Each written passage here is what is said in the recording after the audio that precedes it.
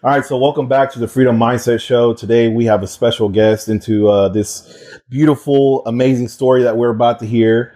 So I want to introduce, of course, to my left, we got Stephen, aka Rolly, myself, Javon Chi. We got over here David, aka the corporate hippie. But most importantly, we want to go ahead and introduce Sherry.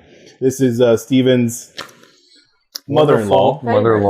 Favorite mother-in-law. Only one so today really what we're going to do, talk about is cancer, some of the things that she's overcame and how she was able to conquer and defeat this disease. So we have a couple questions. They're very anonymous. She doesn't know what we're going to be talking about today. So she's going to talk about her experience and all that. So I guess who wants to start off with the first question? I'll start off, I guess. Okay, so the first one here, this is almost going to be like a two-part, so we'll just start with the first part. Basically, tell us about whenever you got delivered the news that you had cancer. What was your first reaction to that? I see. My first reaction, I was probably numb. It probably didn't really soak in until I was admitted into the hospital. Plus the fact they had me on morphine and all other kinds of medications where I don't really sunk in until everything calmed down and I was in the hospital, and it was pretty intense. And that's it. So I guess describe some of the emotions that you were having whenever you first found out, or when it set in. When it set in, what are some of the emotions that came across, and how did you work through that? It was pretty scary. I mean, I guess the first thing that I thought about is like, I'm going to start crying. I didn't want to leave my kids. Okay. I was worried about leaving them, even though I know they'll be fine without me. It was me being afraid of being without them. And, but things all worked out, and I'm here now. But it was a tough journey, and it was scary. But, I had a lot of support, and that got me through it. And just the peace that God gave me through the whole thing, honestly. Well, it actually goes into one of the next questions I had, so I'll just go again because she kind of touched on it. So throughout the cancer battle, who or what provided you with the most support and strength? I had a lot of prayer words in my family. I think God put the right people in my path. He gave me the right doctors, because I didn't know who I needed to see or who, where I was going with all this. And he gave me the best colorectal surgeon, and he was a Christian. And then my daughter, I feel like she was my angel through the whole thing. I don't know. It was mainly God just had a plan, and and I had no idea where I was going and what I was doing, but He did. He knew where I was going. We appreciate you sharing that with us. And a big part of the heart of this entire show is to empower other people to not, if they have to go down the tough road that some of us have been through in these experiences, hopefully we can shine some light with you sharing this painful thing to where these other people that are feeling lost and don't have a direction to go, that are overwhelmed, maybe don't have loved ones around. It can be there. But as a cancer survivor, what advice would you give to others who may be going through a similar experience or supporting a loved one with cancer? If you had some advice that you could take a small nugget. I know there's probably a wealth of things you could share, but if you had something you could share to really help somebody that may be going through it or taking care of a loved one, what kind of advice do you think that you'd have for them? To mainly, hopefully, that you have good doctors and that you trust the doctors and trust their plan, and just, I never Googled anything or researched anything on my own. I just listened to what the doctors told me and just prayed that I was being led in the right direction, which obviously I was. Like I said, I think God put these people in my path for a reason. And because, there's so much information out there and so many people with so many different opinions that you could just go down this rabbit hole and you don't know, it's overwhelming with the information out there. And it's mainly just trust your doctors. And I can't imagine going through this without family and without people to support you. And without, like I said, having just the peace of knowing that God's, taking care of everything. And, the main thing too, and I remember my sister told me that she had a dream.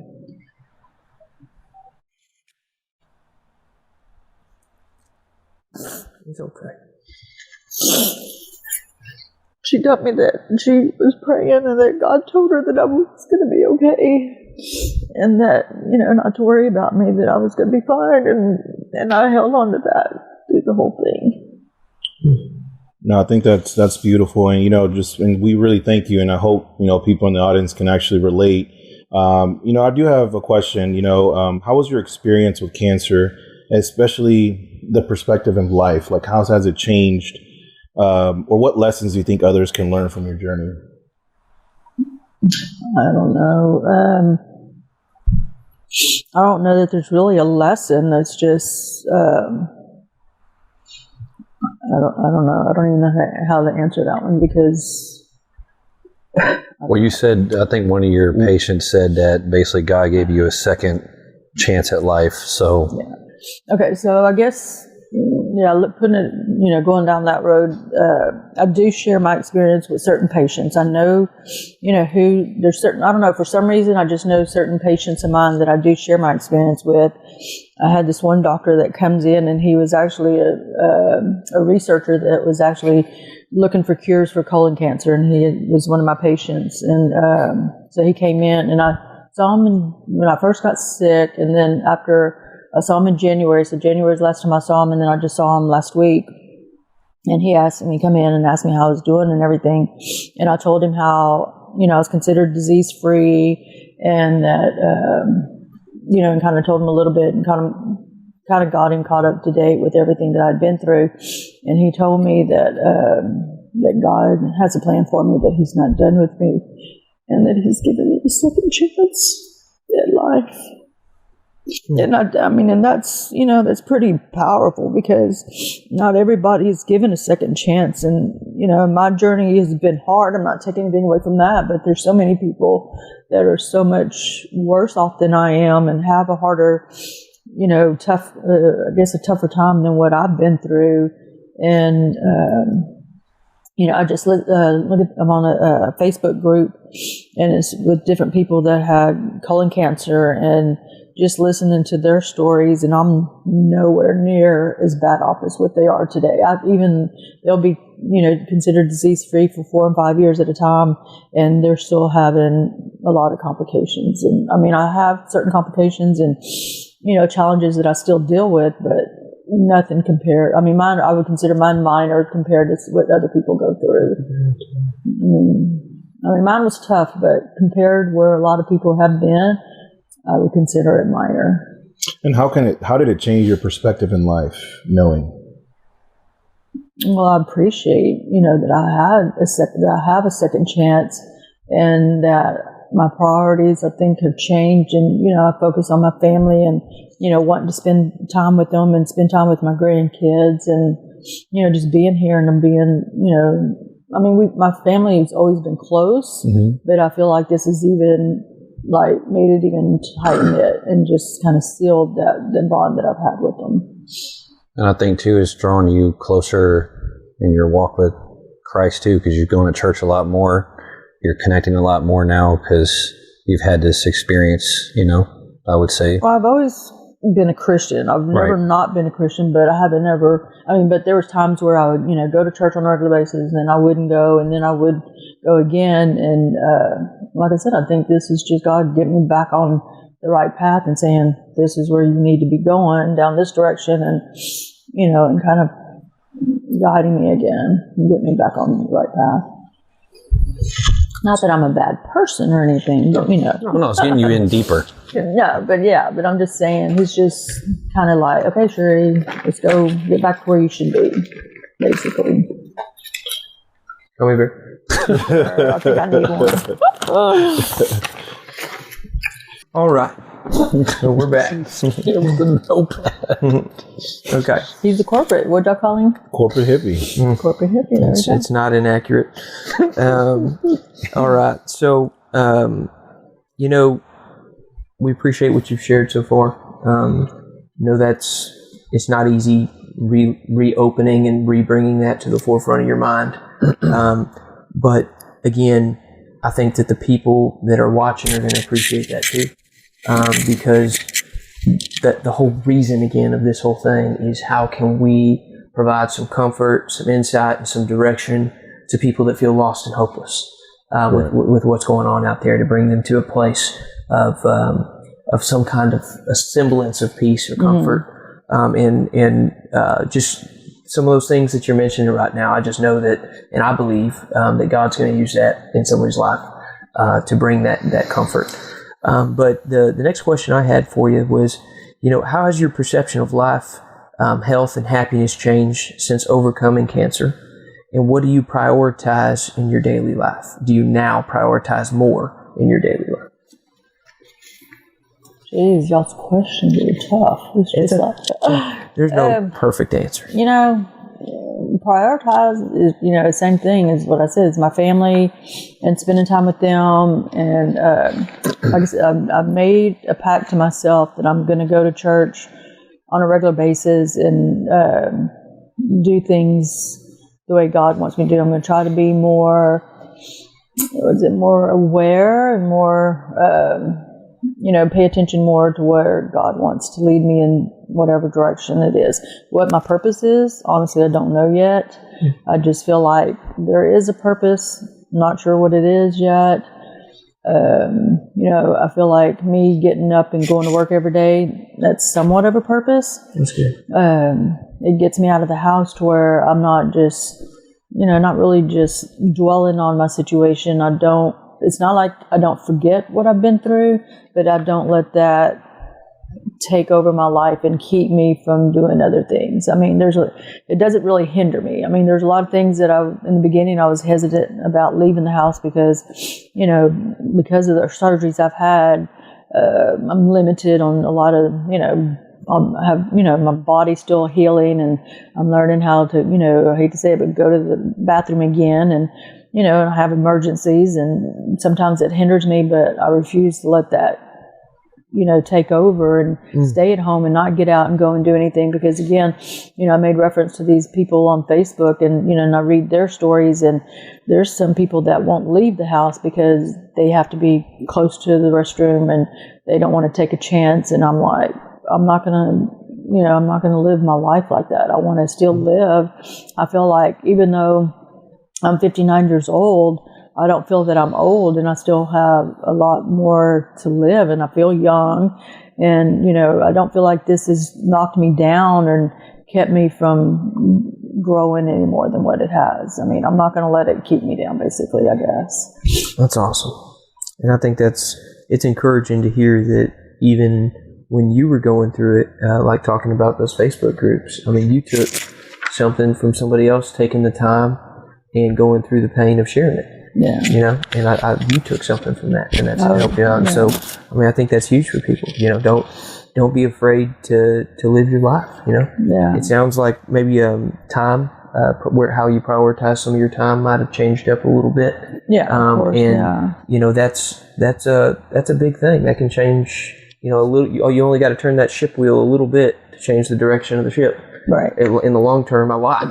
And it sounds like you've made some adjustments. The value system that you've got, the fear and that happens, the fear that can come, or getting even close to the edge of loss in general, I think can really change people. If you let it consume you, in a positive way, where it can change. Like, hey. you've made some changes. You've made some changes to your priorities. You've made, not that you weren't prioritizing it great before, but there's no way that it couldn't change somebody, I think, for the better. Yeah. And we've studied cases where people have gone through, you know, a form of suffering. And the people that come out on the other side of that, to me, in my experience, are more beautiful when they come through that. You talk to somebody that's experienced true suffering or loss, or the threat of loss where it was imminent, right up on the edge like that, and I believe that you see a more beautiful person from that, and it definitely, you can get that vibe from being around you. I've been around you a couple of times since we've had the show, and again, I appreciate you sharing that. So I guess, how can the audience support cancer survivors better and create a more understanding and more compassionate community? I don't know. I feel like, you know, I feel like I want to be a part of, I need to find where there is a place where I can get plugged in to help people, because I can't take away the pain. I can't change their journey, but I feel like maybe if I could, you know, just share my journey with some of the people that are going through what I've been through, that it helps, because I think you need to talk about it and need to let people know that they're not the only ones going through this. That it is, you know, it's scary.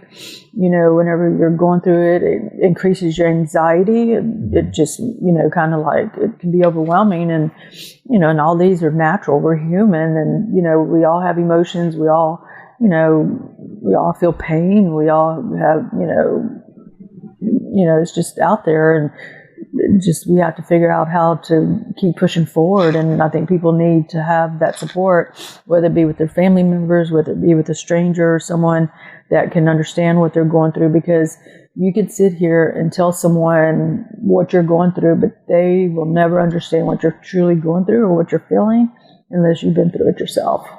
You know, I've got two good friends that are going through it right now also. And, you know, I know what they're going through. And I know that, you know, I tell them, you know, anytime you want to call me, you call me, you know, because there's a lot of times at night I'd cry myself to sleep because I didn't know what my future was. You know, I tried to be strong. I would try not to cry in front of my kids and my family members and stuff like that. But whenever I was alone, I don't think they realized how much it was really impacting me emotionally on my own, because it was hard. It was because I wasn't afraid of dying. I'm just not ready to die. I mean, I know we're all here, and that's everyone's destiny, but I'm not afraid to die. I'm just not ready to die. I guess so. With that being said, I'm going to change one of my questions. Yeah. So, obviously, this has been a tough journey, and there's people out there facing it, as you were saying earlier. So what would be some things you would recommend to help somebody cope with this or navigate through the emotional and physical challenges that you might have gone through? What would be some of the things you did to get yourself through the day, or, you know, get yourself out of the negative mindset? You know, I have one sister, Debbie. She's big time in all the CBD oil, and, you know, bless her heart. Calm down, David. She was sending me hand lotions. She was sending me, you know, CBD oils, and anything and everything that she felt, you know, that would help me. She was trying to do her best in any way that she could. You know, everybody tries to give you advice like, you know, don't eat sugars, you know, don't eat this and don't do this. But everyone's different, and everyone's body reacts differently. Okay, everyone's body reacts differently, and I think you have to, it's trial and error, basically. You have to figure out what works for you. She doesn't want sugar. Right, I'm not feeding my cancer, which is a myth. I asked my doctor about that. And, you know, like I said, everyone's journey is different. Everyone's pain level is different. You know, listen to your body. And if you feel like there's anything different, or if you feel like something's not right, ask your doctor or talk to your doctor about it. You know, don't be afraid to ask questions. You know, our doctors are there to help us. You know, and that's the one thing about Dr. Askenazi. He was a Christian, and he told me, the first time, whenever I first went to the hospital, I'll never forget whenever, he came in there, and after I had already been diagnosed, and he had already talked to Danny and Tyler and told them, what my status was and where I am, and they basically told him that I had stage 4 colon cancer, and that it was starting to invade my uterus, and so he was kind of like in awe of how big the tumor was. He said it was a pretty good sized tumor, and so he sat on the edge of my bed and he's talking to me. This probably the second time, maybe third time that I've met him. And they're kind of prepping me and talking to me about going in, and they were getting me to do an exploratory surgery. And he was kind of talking to me about what was going on.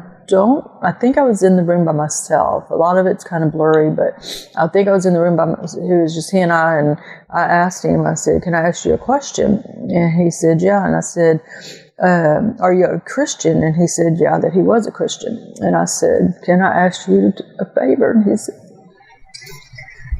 said, "Yeah, what is that?" And I said, "Will you just pray over me before you start cutting me and before you start doing what you're going to do?" I said, "Will you just say a prayer and pray over me and ask God, to guide you and to direct you and, and just, put a shield of protection over us as, we go into this, because I know it's a big thing what I was getting ready to experience with this surgery." And he says, "I'll tell you what, I'll do something better." And I was like, "Okay." And I'm like, "Okay, what are we going to do, Is he just going to, heal me right here and now?" Or it's like, it's like, "Okay, God, where are we going with this?" And so he says, "I'm going to pray for you right now." And this man was a prayer warrior. He didn't just say, "Lord God, guide my hands," and just, it wasn't real simple. It was like, "Heavenly Father, we come to you," and blah, blah, blah, blah, blah, and blah, blah, blah, blah. I mean, I can't even remember what he said, but I mean, the words just flowed out of his mouth, and he was, and he was just amazing. He was a prayer warrior. My sister's a prayer warrior. My daughter's a prayer warrior. I have lots of friends that, they believe in the healing of God, and they believe, and that's what you have to do. You have to believe, and you have to trust God and know that this is, and just trusting that he's real and it's going to happen. And so just, with him being a Christian, I just felt comfortable with him. And every time, because I had 3 surgeries, and before every surgery, it'd be me, my son, and my daughter. We'd be in the room, in the pre-op room, and he says, "Okay, let's hold hands, and we're going to pray before we go in there." And he'd pray. And I remember telling him one day I was in his office, and I was just thanking him for everything that he's done, and telling him that, I feel like he's helped save my life. And he goes, "I didn't save your life. I'm just a tool that was used to help save your life." And he pointed it up, and he said, "The man upstairs is who saved your life." And no doctor, even this patient that I had the other day, I was sharing that story with him, and he says, "That's amazing that a doctor would admit to something like that, because most of them are so science-based that a lot of them, even if they were Christian, they're not going to admit to that and, be upfront and be, just say, hey, it's God, it's not me, and it's not science." It's very rare. Yeah, because most people, you say stage 4 colon cancer, it's a death sentence, basically. How are you still here? And you beat it in a year. Yeah. So it's to say that, I mean, that's nothing but a miracle. I know. Yeah. And like you said, everybody that joined in faith to take the journey with you through faith, I would say it's probably the reason, like you said, we're all tools. I mean, whether somebody be a prayer warrior, a doctor that has the Christian belief behind them, we're all here, and everybody has a purpose to serve. I think this story and the journey you've gone through might necessarily been just for you, but maybe somebody listening that's going through it right now and man, and hasn't taken that journey or that faith leap, and now let me try it out.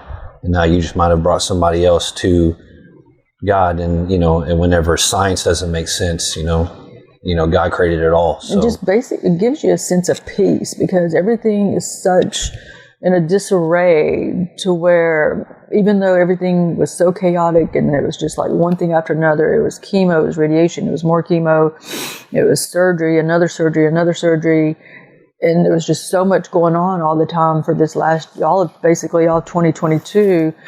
I still had this peace, even though, quote unquote, I was going through what I was going through and suffering. I really wasn't. I mean, I hate to say I wasn't because I was, but really wasn't, if that makes sense. I mean... Well, I guess you can describe it as Peter walking on the water, right? The storm is around you, but you had your eyes focused on God, and every time you stay focused, you have peace. When you stop focusing on God, the storms and everything started crashing in, and you started going down. Yeah. So that's a good analogy. That's more kind of what, I'm saying, like for people that have maybe not had that faith behind them, like, what would you... I would get from you, I'm not trying to speak for you, but say, like if you're in the time when your family's asleep and there's nobody there, like how did you get yourself through the night or through the next day when you don't have somebody to talk to at the time, A lot of crying and praying and just, I wouldn't say begging, but just not pleading, because it was just like, I know, it was just praying and telling and thanking God. And, and being open and keeping your mind and your heart open and realizing that, I don't know, it's hard to explain because it's just like, words can't explain everything that I was feeling because it was so many different emotions. It was, I was never confused though. I never questioned anything. I never questioned God, saying, why me? I mean, this is the way it is. And I just kind of like pushed forward with it and said, okay, we're going to make the best of it.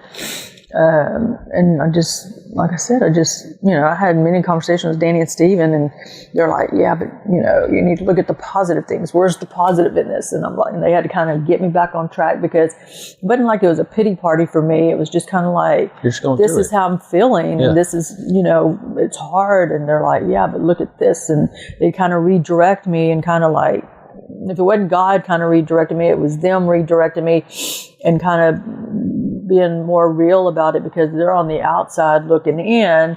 So, of course, their perspective's different than actually being in the situation. So they were able to kind of keep me grounded, I guess, and like give me hope whenever I felt hopeless. They gave me that hope,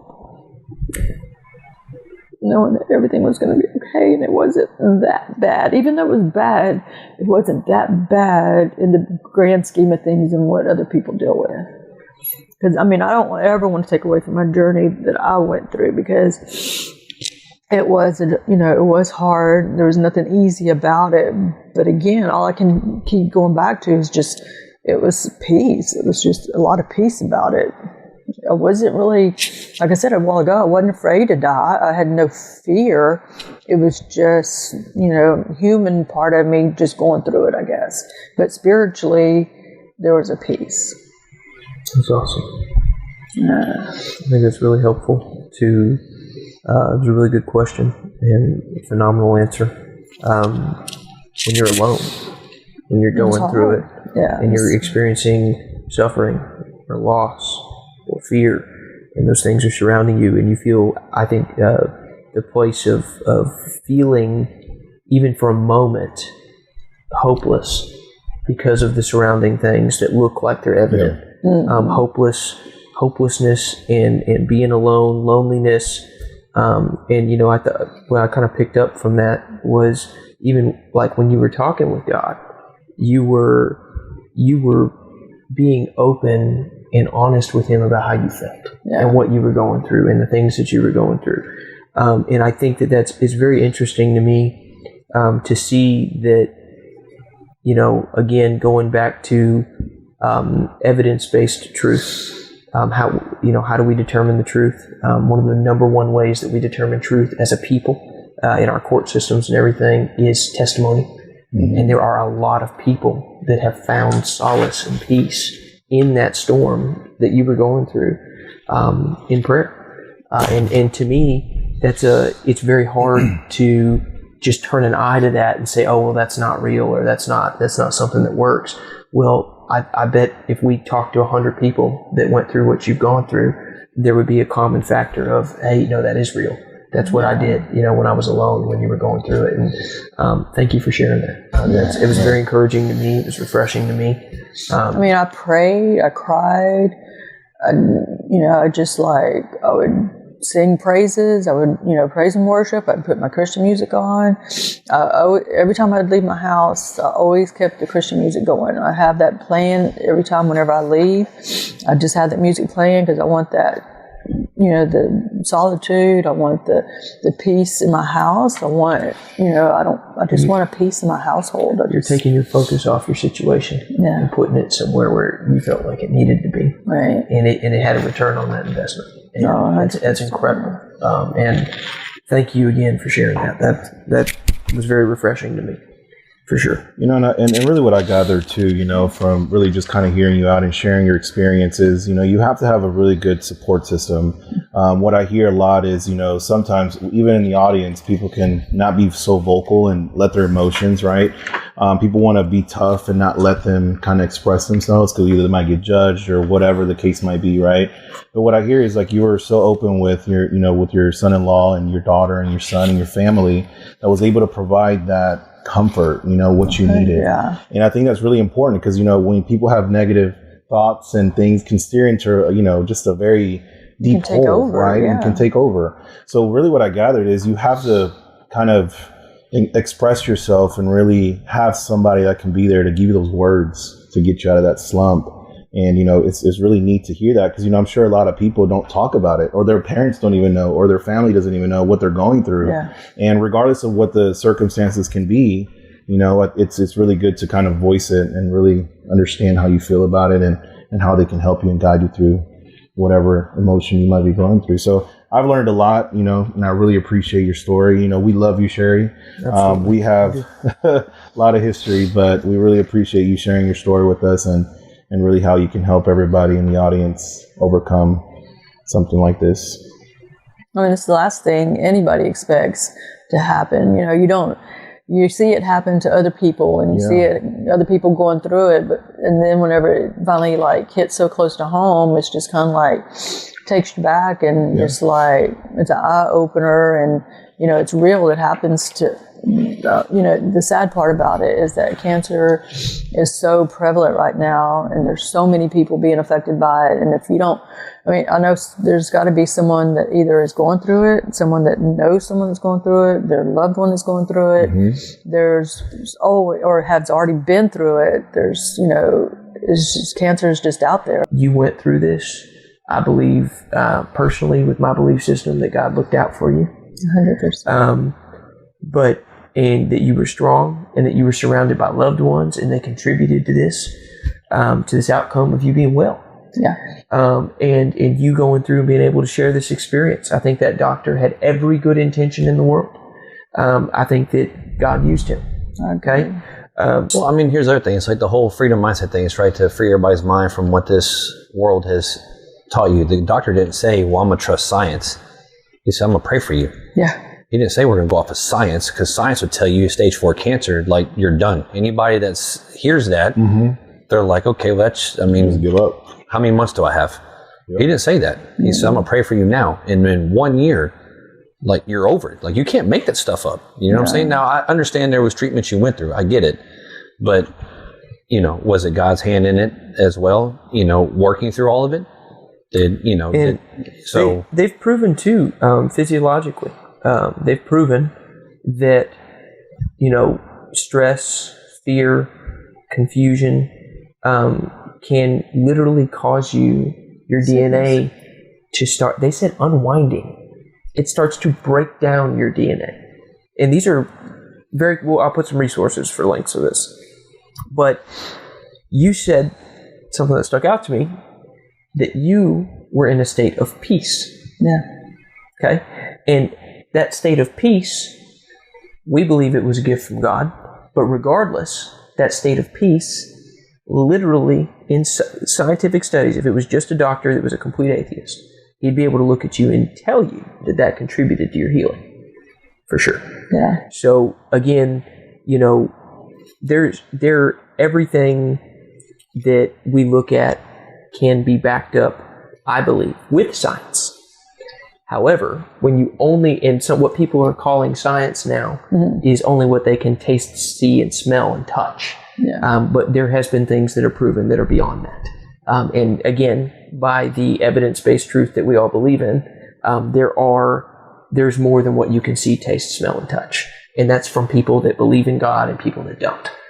That this is from physicists. This is from doctors. This is from lawyers. This is from people that we hold to a high place in society for being educated or the experts in society. There's too many testimonies of it not being real. And so, and there's now doctors that are connecting some of those metaphysical things with the physical. And again, being in that state of peace, I think that contributed to a good portion of healing that was taking place in you. My personal belief is that I believe God used that. But thank you for sharing that. And I do hope that we can slowly start to not just talk about the change, but be the change. And making decisions based on evidence-based truth, not just off of somebody's words, or companies that decide to write textbooks that are also in charge of the profit margins for how long we stay sick. We all know where that got us back in 2020, right? Yes. I said it. So anything else you want to share with anybody? Anything we might have left out, or anything that you feel is important to tell somebody? Well, I think, going back to my doctor, my surgeon, back in the before, and this is how, I think we just had this conversation the other day with MD Anderson, whenever someone's diagnosed with colon cancer, they automatically, take everything out, take out the whole rectum, and, just basically, and then it basically lives your life to because that's all you do, unfortunately. But my doctor was like, no, I want you to have a good quality of life, because there's so many people that don't have the good quality of life for things that they've been through. And again, like I was saying a while ago, it restricts them to live in and being able to go and continue to work where I'm able to continue to work, and some people can't, and some people don't get out and are just staying at home and afraid to get out and go anywhere. And he said, no, we're not going to go that route. We're just going to remove 60% of your rectum. And like I said, and I think that has a lot to do to why I'm not as severe as some of these other people of what they've been through, and why it's, mine's getting better, but yet my body's still healing. But, it's slowly gotten better, within the year, but it's still, I feel like I'm still healing, but it's 10 times better than what it was. And it, I still have issues, but it's getting better. And I just feel like this journey is, I don't want to say over, because I don't think it'll ever be over, but it's like more acceptable, and it's more manageable. I guess the word's more manageable, to where I don't feel lost, and I don't feel like what's the word, that I'm strapped down or confined and don't have a life. I feel like I still have a life to live, and and I'm not done. I'm not done. You're not. I'm glad to have you here. Thank you. Yes, ma'am. So, if it's okay with you, I would like to try to, if people message or comment, whatever, y'all could connect if they needed somebody to talk to. Court, yeah. We've got some questions. We can definitely connect where you in a place where you can answer those. Yeah, because everybody needs someone to talk to, and and I'm here if they need to talk to me, if they have questions, if they need, just someone to talk to. And, in the middle of the night, whenever they're awake and they can't sleep, and whether they're awake because of just, your mind going crazy, and your mental frame of mind is just, like you said, that hamster that just keeps going and going and going and then falls off. Her hamster's pretty tired, by the way. Yeah, my mind goes, 90 to nothing. But, it's interesting for sure. It's been tough, but this support that I've had, the family, my sisters have stepped up. I've had friends that have stepped up and have come, and I just can't stress enough, and everybody played their part, with Stephen, he was able to, not really allowed, but he was there to pick up the slack at home, so Danielle could be with me at my doctor's appointments. She could be at my bedside and taking care of me in the beginning, and when I was coming home from the hospital after my surgeries, and and helping me deal with what I was having to deal with and cope with what I was having to cope with, because I feel like in the beginning I was kind of in denial, and I didn't want to accept some of the things that I was going through. But so he kind of picked up the slack and, helped take care of his family. And my grandkids were just so inquisitive and just so wanting to be there. Maya wanted to be my little nurse. And today I'm your nurse, Maya. And, she put on her gloves and act like she was going to take care of me. And, my sister, Debbie would come in once a month to relieve Danny and take some of the stress off of her. And, my other sister, Margie, all I could say is she was my prayer warrior, and she was not, going to speak these words over me. She's not speaking the words of cancer. My body's not full of cancer. It's just like, I'm healed, and she's standing on those words, firmly standing on those words. Her daughter, they all, I just have these powerful prayer chains that they all connected from the church, from friends of friends and family members of family members. And I really believe in the power of prayer.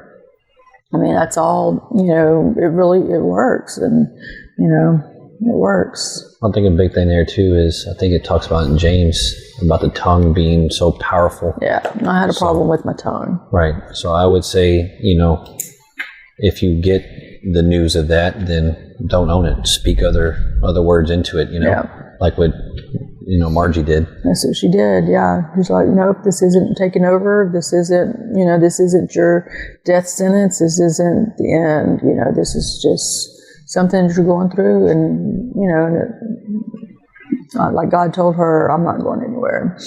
And again, not to take away from God with that, but I follow a couple of neuroscientists and people that I really like to understand some things.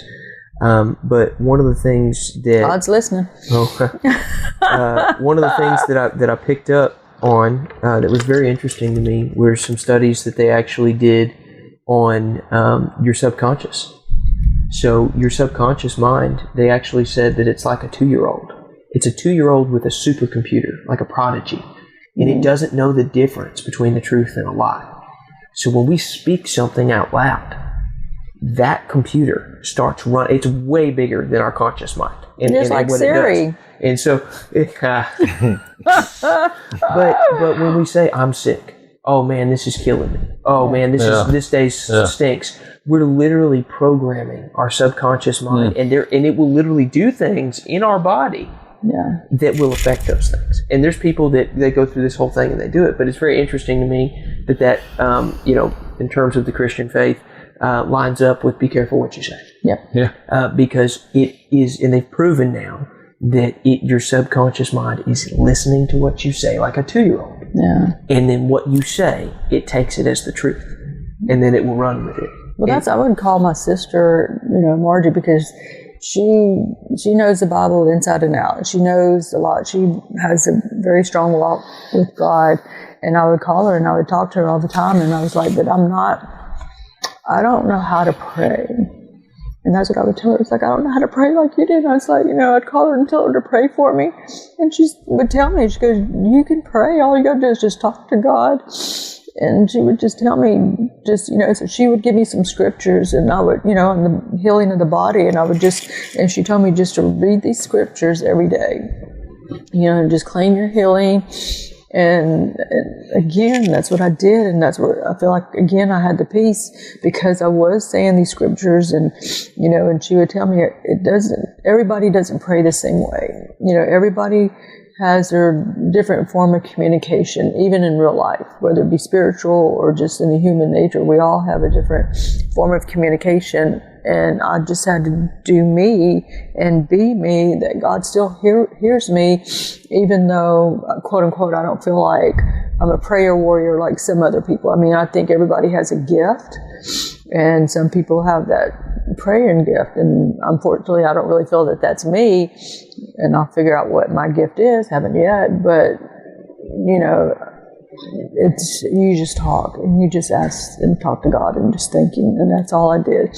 I made sure I just thanked Him for everything, and thanking, for the people in my life, for my family in my life, for the peace that He's given me, for healing my body, and bringing the people that He has put in front of me, my doctors. I think that was the main thing, is just thanking Him for everything, and then that just kind of leads from one thing to another. You know, they say to start out with the praise and worship and just praise Him, and then to thank Him, and then just talk freely, like if you're talking to your friend on the phone or whatever. And that's beautiful. That's what I did. Thank you for that. Yeah. Any other questions or anything? Well, that's good. You good? I'm good. All right. Like, follow, subscribe. Close it. Well, you opened it. Close it. Okay. Shake and bake.